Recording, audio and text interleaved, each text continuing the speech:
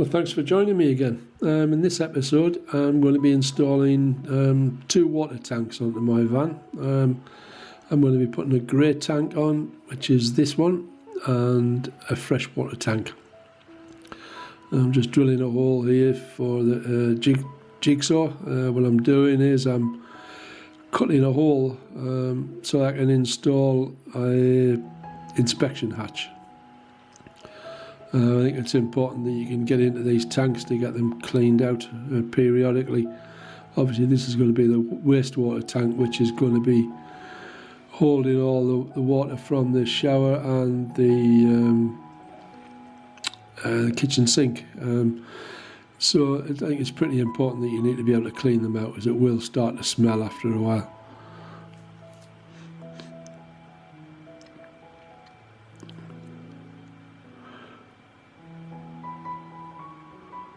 I'm just using the normal jigsaw blade in this. It's quite soft, this material, so it just cuts straight away. I actually got these tanks from a company called CAC tanks. They seem decent quality. I had no complaints about them at all.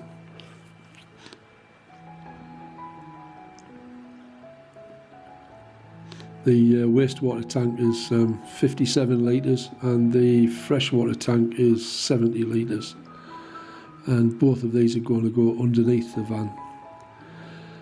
So I've just got some rubbing alcohol here. I'm just going to give it the area a clean where I'm going to be putting the mastic. It just helps it get a good bond.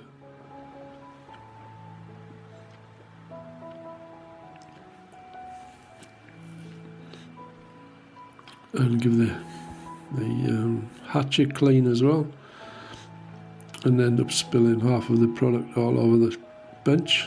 I think I had money to burn.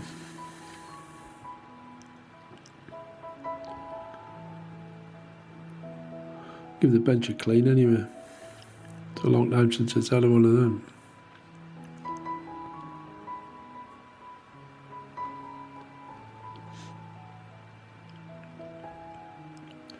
So I'm just going to put a bead of silicone around, give it a generous bead. This is a Sikaflex product.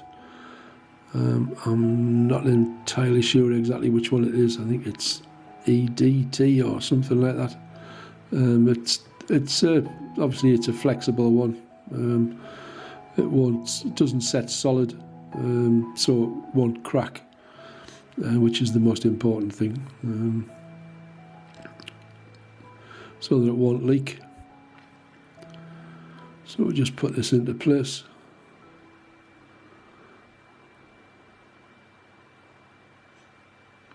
Goes in quite easily. When you're cutting these holes for these, don't have it too tight a fit. It wants to be slightly loose.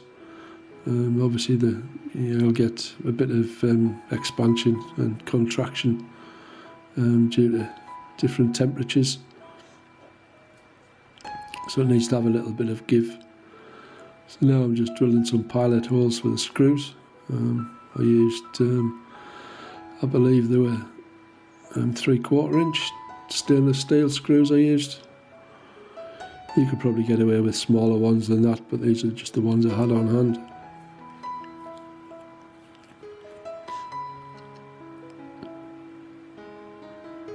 You could probably get away without the screws at all, to be honest. The mastic would probably be enough to hold it in place, but just to be on the safe side, which I like to do, make doubly sure that it's going to stay in place. I seem to do that with most things I do. I usually go over the top.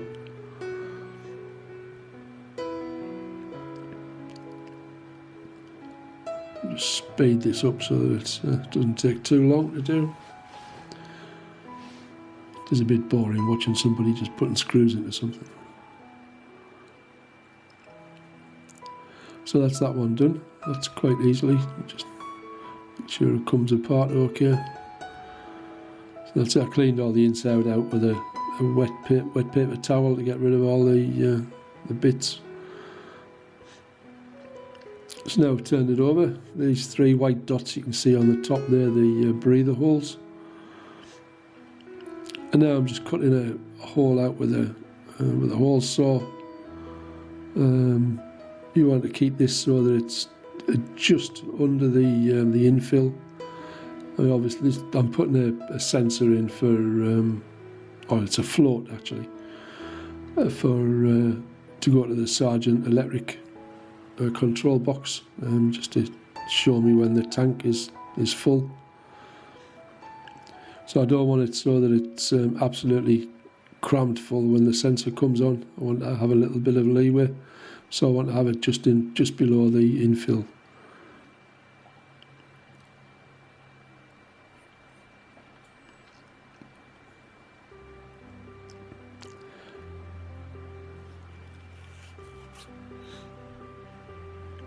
Just using a file there just to smooth the edge over again.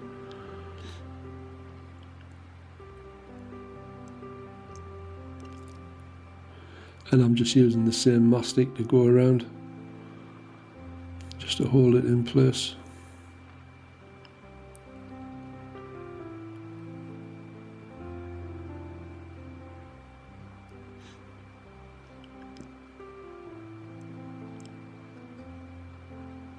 And take care not to get any mastic on the float as it goes in. And that's that one completed. I'll just let that set up. And now we're going to do the freshwater tank. See, this one's got 3 outlets on it. And we've got the infill, which is the single one at the bottom, the drain and the outlet pipe. So now this is the opposite end, so I'm just putting a bit of tape on there, and I'm just going to mark up this end's got well, this tank has got 5 sensors on it, so it gives you 5 different readings as to the different level of amount of water you've got in your tank. Obviously the one at the bottom, which is the full measure, needs to be below the infill tank, just to show that it's full, and the bottom one obviously needs to be above the outlet pipe. You don't want it below the outlet pipe, otherwise you'll be running out of water before your sensor comes on. So we'll just drill 5 holes. I believe there were 10mm holes, if I remember rightly, and it's just 5 cables on the end of 5 rubber grommets. You just screw them in, and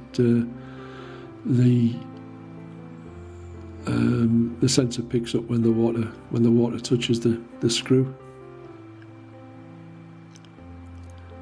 Just need to enlarge the holes slightly for the grommets to go in, and as you tighten the screw up, it draws the grommet into the hole and makes a secure seal. So we'll just whiz through these. We did all of these, and then I decided that I didn't like the way they were. Well, this is a bit of heat shrink I'm just putting on there with a heat gun. I decided there wasn't enough protection, and obviously this is going to be underneath the van, and it's going to be getting a lot of hammer from spray from on the road. So I installed a piece of trunking as well, just to protect those cables. I could have put a piece of, just covered the sensors in some silicone, but those cables are pretty flimsy, to be honest. I don't think they would have lasted very long. So this will just give them quite a lot more protection. And that was the preparation done for those.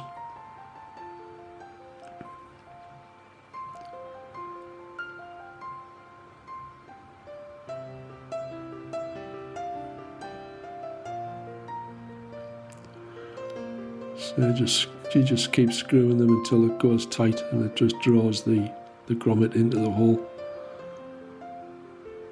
and makes it watertight. So you don't need any silicone with that.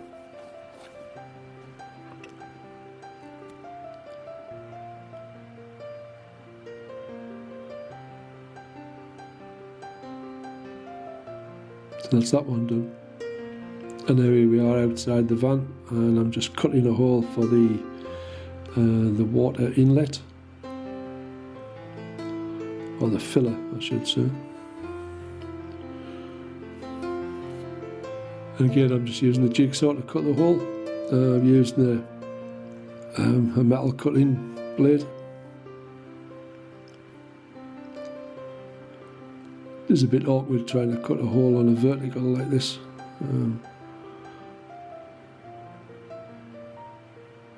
It's a lot easier when it's on a flat.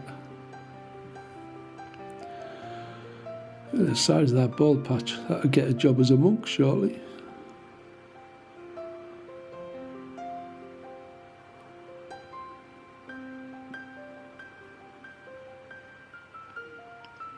That's it. So we just put some silicone around that, just peel all the paper off. The paper's there just to protect the paintwork from the jigsaw, obviously. Coating the inside with some hammerite, and when it's dry we'll attach the filler. This is Sikaflex 512 I'm using. It's the adhesive and sealant. We'll just keep that a bead and then we'll just put it onto the van. And then I'm just drilling through the sides for the screws. You can probably get away without putting the screws on, but just be on the safe side, I did it as well. And you can eventually get it lined up where I'm happy with it. Come on. Yeah. Never happy. Right, so I've got my wife inside the van here and she's holding a piece of wood on the inside while I screw it in. It just gives the screw something to bite into because the metal's not very thick.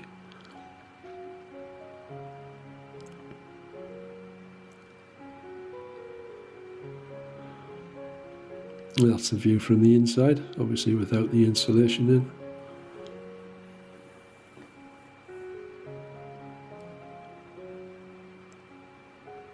And now we're cutting a hole in the van floor. You can see I've already cut through the floor and the insulation, and now I'm cutting through the metal floor of the van. And this is for the infill hose to come from that filler down through the van and onto the tank.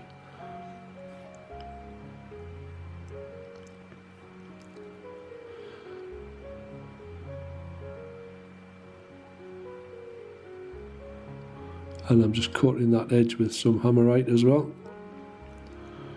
And when that's dry, we'll put some